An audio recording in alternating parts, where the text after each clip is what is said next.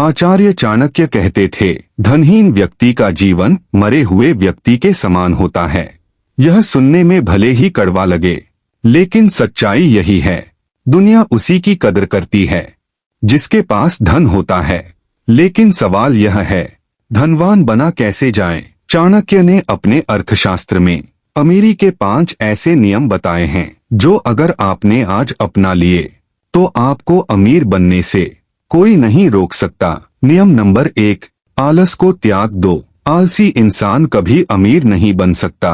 चाणक्य कहते हैं, जो व्यक्ति सूर्योदय के बाद भी सोता रहता है, अपने शरीर और वाणी की शुद्धता का ध्यान नहीं रखता, उससे माँ लक्ष्मी दूर रहती हैं। इसका मतलब साफ है, पैसा उसी के पास टिकता है जो सक्रिय होता है। घर बैठे अमीर बनने का सपना सिर्फ सपना ही रह जाता है। मेहनत ही धन की पहली सीढ़ी है। नियम नंबर 2, बुरे वक्त के लिए धन का संचय करो। चाणक्य कहते हैं, आपत्ति काले धनम रक्षित।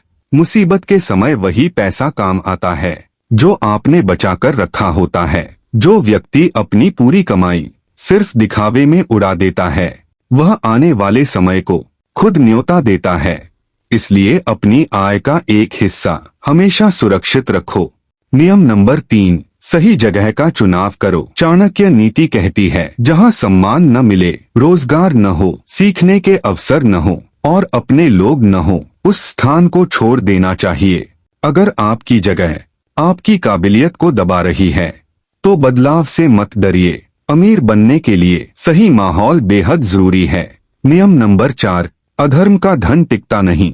चाणक्य चेतावनी देते हैं, अन्याय और धोखे से कमाया गया धन अंत में सब कुछ छीन लेता है। शॉर्टकट से मिली दौलत जल्दी आती है, लेकिन उतनी ही जल्दी बर्बादी भी लेकर आती है। ईमानदारी से कमाया गया धन ही सच्ची सुरक्षा देता है। नियम नंबर 5, धन को बहते रहना सिखाओ। चाणक्य कहते हैं, जैसे रुका हुआ पानी सड़ जाता है, वैसे ही रुका हुआ पैसा नष्ट हो जाता है।